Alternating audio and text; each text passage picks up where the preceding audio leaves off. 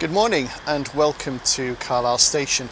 Today I'm travelling to Keighley and I'm going to be spending the day on the Keighley and Worth Valley Railway, but to get there I'm going to be travelling the Settle to Carlisle railway line, one of the most beautiful and well-known rail journeys here in the UK. So join me as we travel the Settle Carlisle Railway and explore the Keighley and Worth Valley Railway.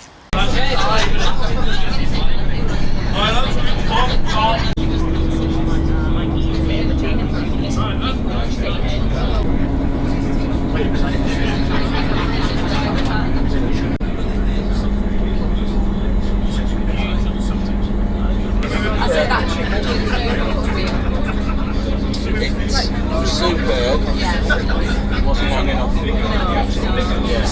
4 weeks seems a long time. It's a long drive to Croatia. We went through 5 different countries. So it's not even a week in each country. So I didn't get to see half the things I wanted to go and see. Paul Carr, who works at the school driving. Yeah, it does. He says it's the new 90 days you're allowed to do for a year. He says that's a real Yeah, it's too much driving really. Thanks very much, Anthony.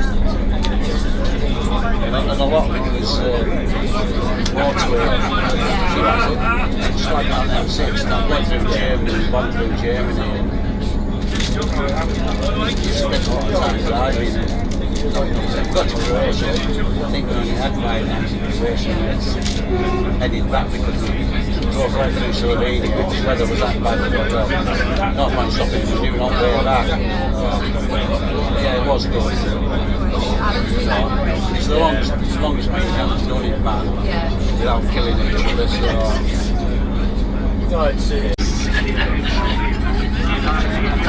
Sort of stretchy, high-waisted, relief, not a flare. My boots are not quite. Yeah, $14.99. So I might get a colour today.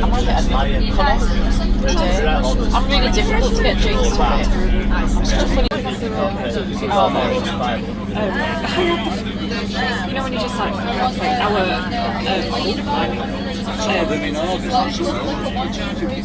I did actually think in the day. So I've made it to Keighley. Unfortunately, rather dull, overcast day, but lovely traditional station here. So this is a very attractive preserved station, and it joins the main station just on the other side of the platform over there.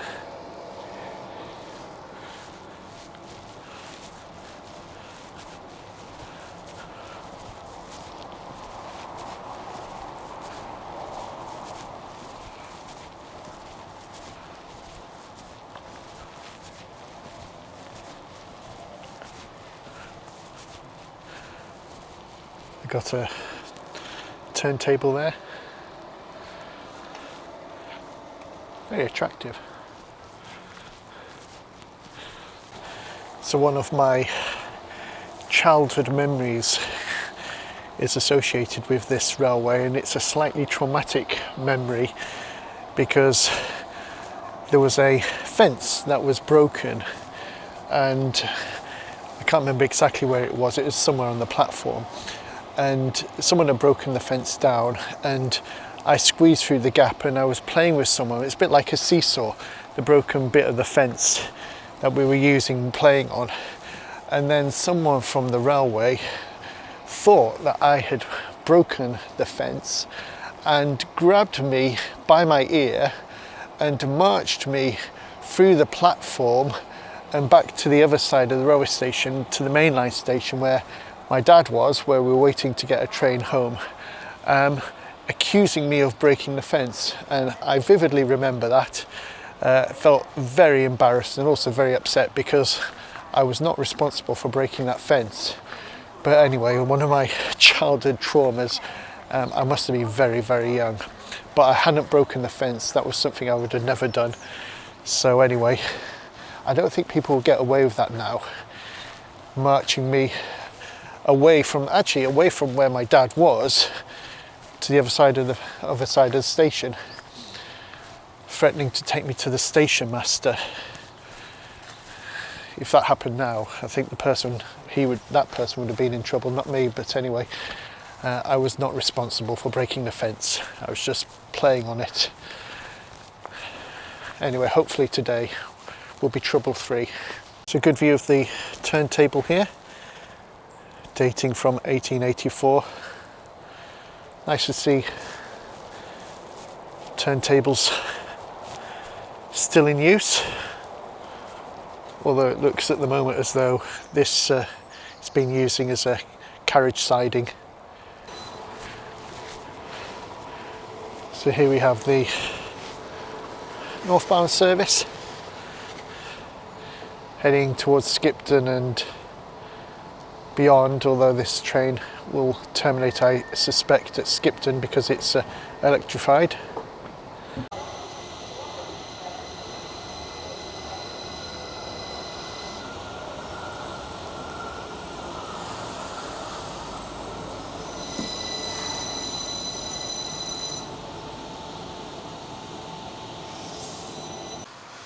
So the Keighley Worth Valley Railway is a 5-mile branch line that was closed in June 1962, and the Preservation Society established immediately after that.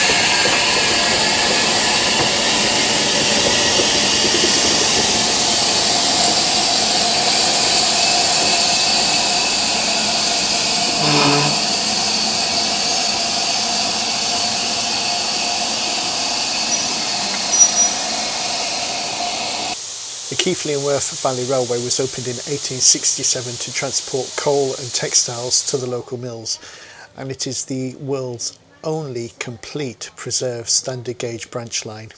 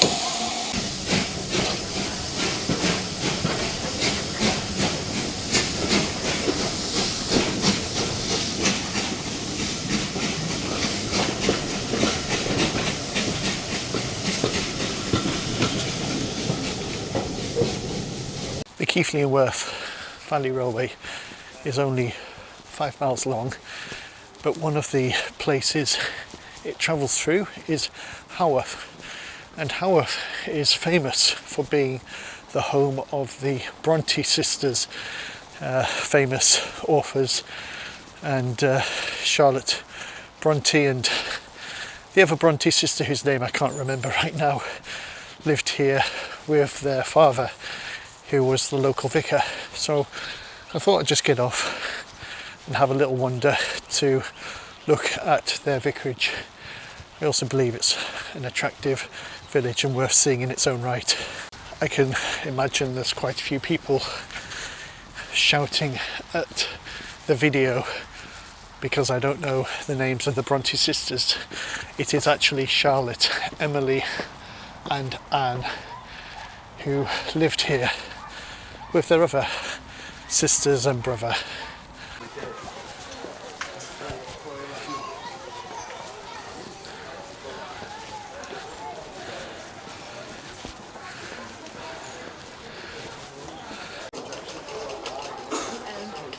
So Haworth is a very popular tourist destination in its own right.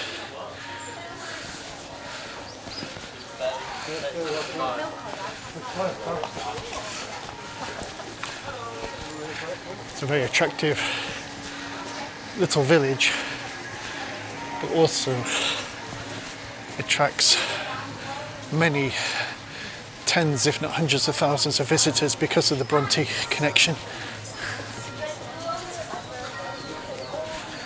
It's a bit of a climb up this hill from the station.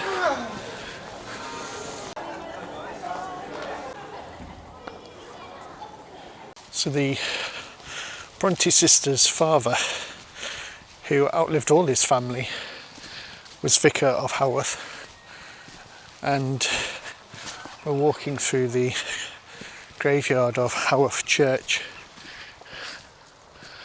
and the Bronte family, or many of the Bronte family, are actually buried in a crypt underneath the present church. Rather atmospheric graveyard here.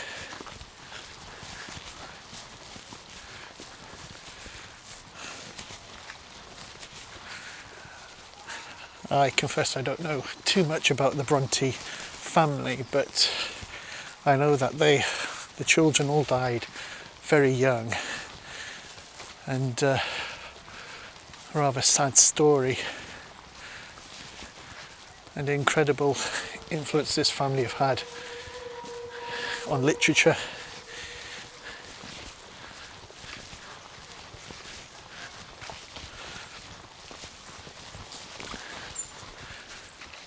And their stories continue to be read and enjoyed and translated into film and TV programs. So here we have the Bronte parsonage, and it says here this was the site of the gate leading to the church used by the Bronte family and through which they were carried to their final resting place in the church. So this is the old schoolroom Haworth, built, Patrick Bronte built this school for the children of Haworth. Charlotte, Branwell, Emily and Anne all taught here, and it was the site of Charlotte's wedding reception in 1854.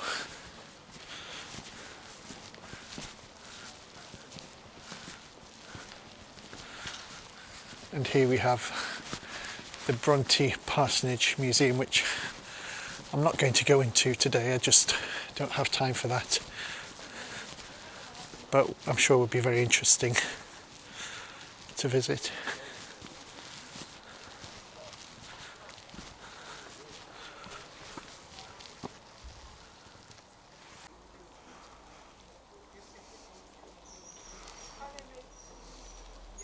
I would like to film inside the church and show you what the church is like inside, but there's actually a wedding taking place, so unfortunately won't be able to get in. So all the Bronte sisters died before the age of 40, and they actually lived in quite comfortable conditions in a large parsonage, much better off than many people. But there is an assumption, a belief that possibly they might have been drinking contaminated water which affected their health. And apparently a lot of their neighbours also died at a very young age, in their 20s in fact.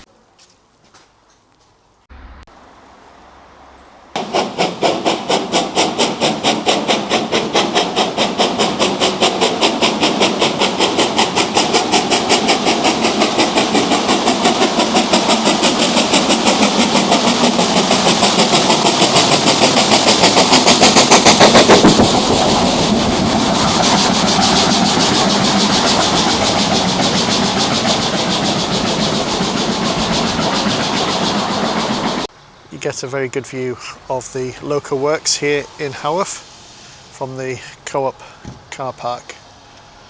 Unfortunately, the loco sheds themselves are actually closed today. It'd be very interesting to go in and visit them if that was possible, but not today.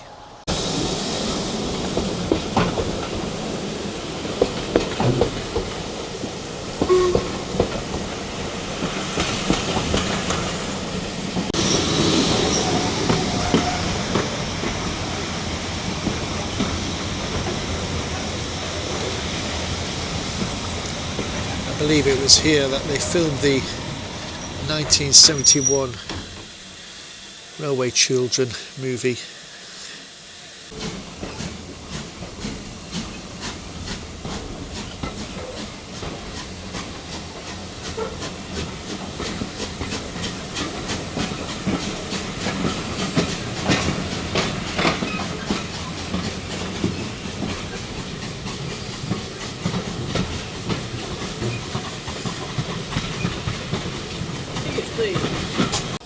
Rather lovely signal box.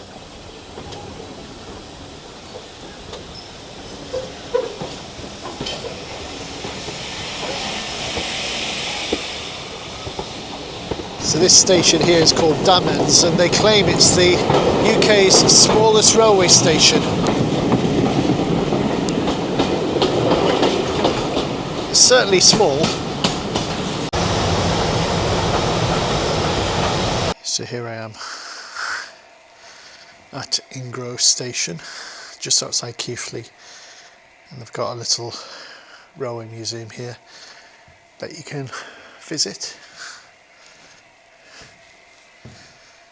Also got some carriage works as well.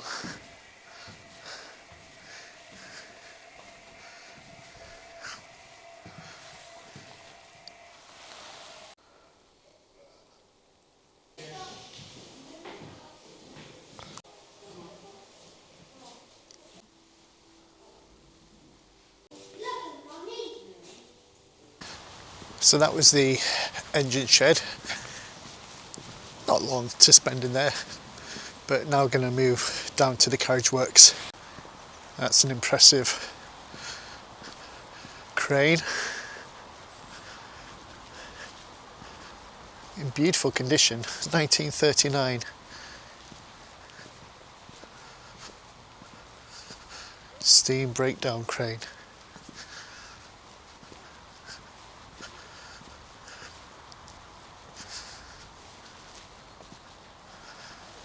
So this is the Carriage Works Museum, and next to it is a class 143, which I think is a pacer, and I recently travelled on a train very similar to this on the Howarth Valley Railway. I'll put a link to that video in this video so you can watch that later if you wish.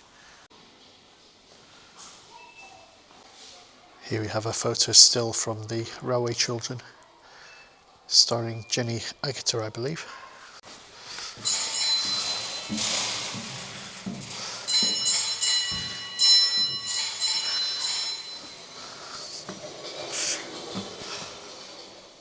So this engine was constructed in 1893, and it was used in the promotion for the film The Railway Children, but wasn't actually featured in the film. So they used it for publicity.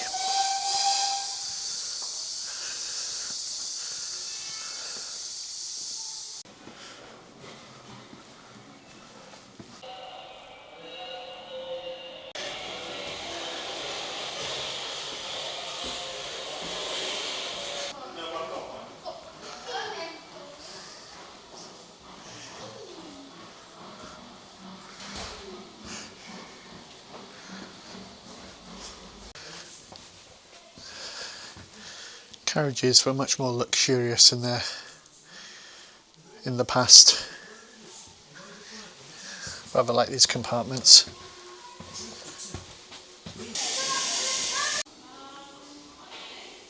Although the Keighley and Worth Railway is only 5 miles long, it has 6 stations on its 5-mile route.